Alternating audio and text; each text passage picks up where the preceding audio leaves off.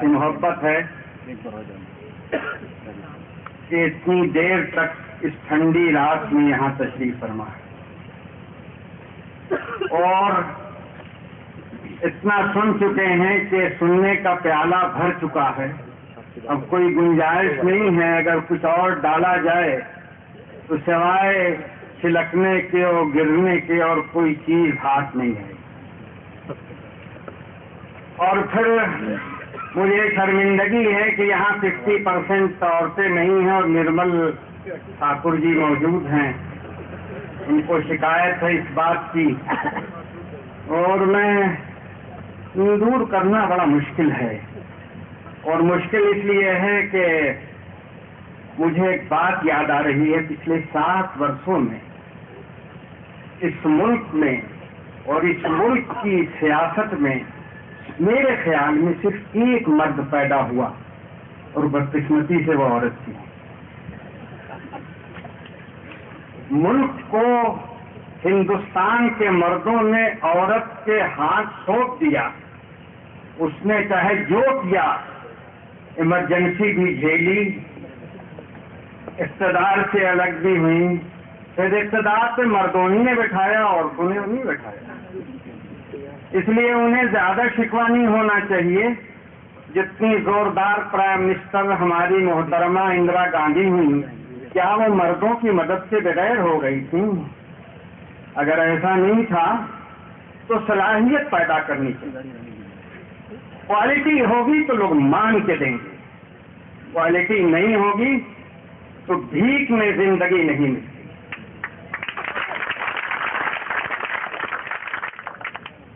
انہوں نے کہا کہ مدرسے والوں کو ڈر تھا، NIS میں شریک نہیں ہوتے تھے. اب NIS کی تاریخ تو میں جانتا نہیں، کب اس کی پیدائش ہوئی، کب اس کی جوانی آئی، لیکن میں ایسا محسوس کرتا ہوں کہ اب جوانی آنے والی ہے. انہیں شاید اس کا پتہ نہیں ہے کہ مدرسے والے کیوں خوف کھاتے تھے. میں بدقسمتی یا خوش قسمتی سے ملک کا وہ انسان ہوں اور وہ فرد ہوں جو ایجوکیشن پالیسی کو ڈکٹیٹ کرا کرتا ہے. اور یہ میری واقعتاً خوش قسمتی ہے کہ اس ادارے کی خدمت میں انجام دے رہا ہوں. اب یہ نرمل ٹھاکر صاحبہ کے سوچنے کی بات ہے کہ جس آدمی کے یہ افسر پراپت ہوا کہ وہ ایجوکیشن پالیسی ڈکٹیٹ کرائے اس ملک میں، اس کے ادارے میں NIS کا پروگرام اب تک کیوں نہیں ہو سکا. یہ ہمارے سوچنے کی بات نہیں ہے، یہ ان کے سوچنے کی بات ہے. یہ NIS کے چیئرمین اور ان کے سیکریٹری کے سوچنے کی بات ہے کہ یہ پیغام یہاں تک کیوں نہیں پہنچا، ان کا پروگرام یہاں کیوں نہیں چلا. اور مدرسوں کی بات تو چھوڑ دیجئے، مدرسے میں تو بہت ساری باتیں، جب مدرسے کا نام آتا ہے تو ذہن میں کھجلی شروع ہو جاتی. میں جہاں بیٹھا ہوا تھا بھی آپ کے سامنے، ہماری دائیں طرف کمشنر صاحب اور بائیں طرف کلکٹر صاحب، بیچ میں یہ حقیر فقیر برابر دونوں کا دباؤ محسوس کر رہا تھا. لیکن ایمانداری سے یہی دونوں بتا دیں کہ NIS کے پروگرام کی خبر کچھ ان کو بھی ہے کیا؟ جب ہمارا اتنا ودوان کمشنر اور اتنا اچھا کام کرنے والا کلکٹر، اس کو NIS کی خبر نہیں ہے تو ان کو اگر خبر نہیں ہوئی تو کیا مصیبت. بات جو سچائی کی ہے وہ سمجھنی چاہیے. آزاد ہندوستان کے اندر جس چیز کو میں محسوس کرتا ہوں اور پوری طاقت سے ہر جگہ میں نے کہا ہے، ہندوستان میں بہت سی گردیاں بڑھی ہیں، بہت سی گردیاں بڑھی ہیں. افسر گردی بڑھی، غنڈہ گردی بڑھی، شہدا گردی بڑھی، دہشت گردی بڑھی اور کئی گردیاں بڑھی ہیں، لیکن جو گردی سب سے زیادہ بڑی ہے وہ افسر گردی ہے. اور اس افسر گردی نے اس ملک کا بیڑا غرق کر رکھا. جو سچی بات ہے وہ سمجھنی چاہیے. فائلوں کی رسی اتنی لمبی رہی NIOS کی کہ NIS ساری اسکیم کے باوجود عوام تک نہیں پہنچ سکا. اور بدقسمتی یہ ہے کہ جو آدمی پچھلے 3 برسوں سے NIS کی پلان کو زمین پر اتارنے کے لیے یہ گنہگار اور یہ پروفیسر حلیم خان صاحب پوری محنت کر رہے ہیں. یہ جو مدرسے والے قریب ہو رہے ہیں، آپ نے کبھی غور نہیں کیا کہ مدرسے والے کیوں دور ہوتے ہیں، کیوں خوف کھاتے ہیں؟ میں ایک چھوٹی سی بات کہوں، بات آپ کی سمجھ میں آ جائے. مدرسے والے تعلیم کا کام دھرم کا کام سمجھتے، مذہب کا کام سمجھتے، اور مدرسے والے پڑھانے کو عبادت کا کام سمجھتے ہیں. اور جیسے نماز پڑھنے کو سمجھتے ہیں اسی طرح پڑھانے کو سمجھتے ہیں. اور میں مدرسے والا ہوں اور مجھے بولنے کا حق ہے. میں اندر کی بات جانتا ہوں. مدرسے والے سمجھتے ہیں کہ ہم تو چٹائی والے ہیں، ٹاٹ والے ہیں. آپ جانتے ہیں کہ مدرسے کی پڑھائی چٹائی پہ ہوتی ہے، ٹاٹ پہ ہوتی ہے. یہ سرکار والا دربار کے افسران عالی وقار، یہ سب ماشاء اللہ ہمیں کرسی کی لالچ دے رہے ہیں. خطرہ یہ ہے کہ کرسی تو ملے گی نہیں، پٹائی بھی چھن جائے گی. مسئلہ ہی. اور میں بے دلیل کوئی بات نہیں کہا کرتا ہوں. یہاں ڈر بھی ہے مجھے کہ SP صاحب بیٹھے ہوئے ہیں اور پھر یہ کہہ چکے ہیں کہ میں لڑکپن ختم نہیں ہوا، کہیں لڑکپن نہیں ہونے یوں کر دیا تو میرا کیا ہوگا. لیکن یاد رکھیے، میں کوئی بات بے دلیل نہیں کرتا ہوں، چاہے کتنی بری لگے. سچائی کیا ہے؟ مدرسے والے کیوں نہیں جٹنا چاہتے ہیں؟ اس لیے کہ انہیں سرکاری امداد پر ایک پیسہ اعتماد نہیں. اور محمد ولی رحمانی صاحب کہتا ہے، آپ لوگوں کی موجودگی میں اور ذمہ داروں کی موجودگی میں کہتا ہے کہ محمد ولی رحمانی کو اعتبار نہیں ہے سرکاری امداد کے اوپر. کیوں نہیں ہے سمجھ لیجیے. یہاں سر شکشا کی بات ابھی کہی گئی ہے، چونکہ شمسی صاحب نے کہہ دیا ہے تو میں ذرا کلیئر کرنا چاہتا ہوں، کیونکہ لوگ سمجھ رہے ہیں کہ کلکٹر صاحب نے کہیں ڈنڈی مار دی. بات ہے صاحب، لیکن ایسا نہیں. پوزیشن یہ ہے کہ پچھلے نومبر میں سر شکشا کا کام 1 سال کا پورا ہو گیا اور دسمبر میں پیسے مل جانے چاہیے. کلکٹر صاحب نے بہت ایمانداری کے ساتھ زوردار شبدوں میں رحمانی فاؤنڈیشن کے کاموں کی تعریف کی، پرشنسا بھی ہو گئی، رپورٹ بھی چلی گئی، پٹنے والے بھی دینے کو تیار. کلکٹر صاحب چٹھی پہ چٹھی لکھ رہے ہیں، لیکن نام محبت کے جواب میں ہمیں سوائے 0 کے اور کچھ نہیں ملا. سچائی یہی ہے. اب یہ بھلا بتائیے، سال بھر پورا گزر گیا اور 13واں مہینہ شروع ہو گیا، دسمبر آ گیا، پیسے نہیں ملے ہیں.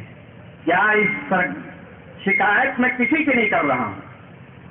جو پروسیجر ہے، کیا مدرسے کو بھی سال بھر دھکا دکھا کر کے تعلیم دی جائے گی؟ کیا چاہتے ہیں لوگ؟ کیا چاہتے ہیں لوگ؟ یہ سامنے پروفیسر صاحب بیٹھے ہوئے ہیں. کل ہی پرسوں ہمارے پاس 2 صاحبان آئے. پروفیسر صاحب سامانہ صاحب ریٹائر ہو گئے، 18 سال ہو گئے، اب جا کے پینشن کا کیس کر دیا ہے، پینشن مل نہیں رہی. ہم نے کہا اسی لیے ہم نے اپنے یہاں ریٹائرمنٹ رکھا ہی نہیں. جب تک ہاتھ پیر چلتا ہے کم وقت 1 گھنٹہ پڑھا سکتے ہو پڑھاؤ، ریٹائر مت سمجھو اپنے آپ.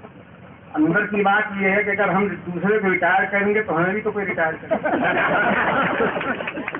لیکن دیکھیے، میں جو کہہ رہا ہوں سمجھیے، سرکاری امداد پر اگر آپ تعلیم کا انحصار کر دیں گے، عام تعلیم عام نہیں ہو سکے.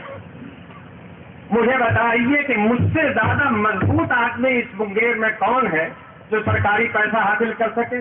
اور جب مجھ کو میرے رہتے ہوئے زندگی میں اور اس مضبوط ادارے جس کو کسی ریکمنڈیشن کی ضرورت نہیں ہے، پیسہ سال بھر رک سکتا ہے اور لطیفہ یہ کہ کلکٹر صاحب چاہتے ہیں کہ ملے اور تب نہیں ملا، تو مدرسہ ان مہربانیوں پہ چھوڑ دیا جائے گا، شکایت بھی چھین لو گے کرسی کی لالچ دے کر کے، اس کے لیے ہم تیار نہیں ہیں۔ نرمل ٹھاکر صاحبہ سمجھیے باتوں کو، ابھی بہت کچھ آپ کو سننا اور سمجھنا باقی ہے، ابھی آپ کے راستے بہت لامے ہیں، دیکھیے سمجھیے پرکھیے، کام کرنے کا طریقہ سمجھیے۔ میں ان درباروں میں اور سرکاروں میں رہا ہوں اور میں نے ہمیشہ کاموں کو آسان کیا ہے۔ لال فیتا اس لیے نہیں ہوا کرتا کہ کام نہیں کیا جائے، لال فیتا صرف اس لیے ہوتا ہے کہ کاغذ سرکشت رہے۔ سرکاری دفتر میں لال فیتے کا مطلب ہے ہاتھ بھی مت لگاؤ، اور جب میں جہاں جہاں کرسی پر بیٹھا ہوں اسی لیے میں نے لال فیتے کا رنگ بدلوایا ہے سب سے پہلے، کہ یہ سمبول ہٹنا چاہیے، جب یہ سمبول ہٹے گا تو کام آگے بڑھے گا۔ اور یاد رکھیے، آپ یاد رکھیے، آپ سے ہمارا رشتہ ہے، میں اسی زمین میں پیدا ہوا ہوں، یہی مروں گا۔ تعلیم کی ذمہ داری آپ قبول کیجئے، سرکار کے بھروسے مت چھوڑیے، اور اس تہذیب کو زندہ رکھیے جہاں استاد کا ہاتھ شاگرد چوما کرتا تھا، اور جہاں استاد کے چرنوں کو شاگرد سرمے چشم بناتا تھا۔ یہ تہذیب آپ کی ہونی چاہیے، تبھی کام چلے گا۔ ایس پی صاحب کے ڈر سے کب تک امتحان چلتا رہے گا؟ کلکٹر صاحب کے ڈنڈے سے کب تک کام چلتا رہے گا؟ جس کو آپ مہذب بنانا چاہتے ہیں، سارا ڈنڈا اسی پر چل رہا ہے، تو کیا بنایا ہم نے، تو کیا بنایا آپ نے؟ اور پروفیسر عبدالحلیم صاحب نے بڑی لمبی باتیں کہیں، بے شک میں جوڑنا چاہ رہا ہوں NIS سے مدارس کو، میرے اوپر مختلف قسم کا دباؤ بھی ہے مدرسے والوں کا کہ میں کچھ دعویٰ کرنے جا رہا ہوں، شاید مجھے کوئی بہت بڑی چیز سرکار سے مل گئی ہے، حالانکہ بیچارے سرکاری ادھیکاری جو دلی میں بیٹھے ہوئے ہیں انہیں صدمہ ہوتا ہے کہ میرا ہی خرچ ہو رہا ہے ڈپارٹمنٹ کے اوپر، ڈپارٹمنٹ کا خرچہ میرے اوپر نہیں ہو رہا۔ لیکن اتنی بات یاد رکھیے، سرکار کچھ سادھن دے سکتی ہے، سرکار کچھ سہولتیں دے سکتی ہے، سرکار حوصلہ نہیں دے سکتی۔ حوصلہ آپ کا ہوگا تو کام چلے گا، اور یاد رکھیے حوصلے کی کوئی قیمت نہیں لگائی جا سکتی۔ اگر حوصلہ ہے دل میں تو عبدالحمید کھڑا ہوتا ہے، اور حوصلہ ہے دل میں تو انگریزوں کی فوج کے سامنے میر قاسم کھڑا ہو جایا کرتا ہے۔ وہ بے وقوف نہیں تھا، وہ جانتا تھا کہ ہم ختم ہو جائیں گے اور ٹکرا نالا توڑنا پڑے گا، لیکن پل اس نے توڑ کر کے زندگی پائی۔ عبدالحمید نے حوصلے کی بنیاد پر جان دے کر زندگی پالی۔ آپ بھی حوصلہ کیجئے، جان دینے کے لیے نہیں، دوسرے کو پڑھانے کے لیے۔ اور یاد رکھیے وقت گزر رہا ہے اور تیزی سے گزر رہا ہے، اور وقت کا ہر لمحہ یہ کہتا ہوا گزرا مجھ سے، وقت کا ہر لمحہ یہ کہتا ہوا گزرا مجھ سے، ساتھ چلنا ہے تو چل، میں تو چلا جاؤں گا، ساتھ چلنا ہے تو چل، میں تو چلا جاؤں گا۔ وقت کو پکڑیے، اپنے مضبوط ہاتھوں سے وقت کو پکڑیے اور وقت کی آواز کو پہچانیے۔ آج اگر بچوں کو نہیں پڑھائیں گے، بچوں کو تعلیم گاہ نہیں بھیجیں گے اور اچھی تعلیم، کوالٹی تعلیم نہیں دیں گے، تو کل کا ہندوستان ابوالکلام صاحب نے چاہے جو خواب دکھایا ہو 2020 کا، یقین کیجئے 2015 تک تو ساکھرتا کی مصیبت رہے گی ہی۔ ابھی لیٹسٹ رپورٹ جو پرسوں کی ہے یونیسکو کی، اس کے مطابق 1998 میں اور 2005 کے اندر 4 کروڑ بچے زیادہ جانے لگے ہیں اسکول۔ لیکن یونیسکو کی بہت بڑی غلطی یہ ہے جوڑ گھٹاؤ کے اندر، میں تو جوڑ گھٹاؤ کا آدمی ہے نہیں، لیکن سب سے بڑی غلطی یہ ہے کہ انہوں نے مان لیا ہے کہ اتنے ہی بچے 2015 تک رہیں گے۔ ارے ابھی 2007 سے 2015 تک کچھ بچے پیدا بھی تو ہوں گے، وہ کہیں کھاتے میں نہیں ہیں۔ اس لیے اطمینان ہے 2015 تک کی تعلیم کا انتظام تمام ہندوستانیوں کے لیے موجودہ سادھن سے ہونے والا نہیں ہے، لیکن ایک سادھن ہے جس کی وجہ سے ہو سکتا ہے، وہ ہے ہر شخص اپنی ذمہ داری محسوس کرے اور حوصلے سے کام کرتا رہے۔ ایسا محسوس ہوتا ہے کہ میں نے آپ کا بہت وقت لے لیا، خدا کرے یہ ادارہ اس شہر کے لیے، اس ضلع کے لیے، اس کمشنری کے لیے کام کر سکے، اور جتنی توانائی میرے اندر ہے میں یہاں بھی کام کرتا ہوں اور دلی میں بھی کام کر رہا ہوں، ہو سکتا ہے کوئی بڑا رزلٹ 5-6 مہینے میں آ جائے، اگر آ جائے تو آپ مجھے دعا دے لیجیے۔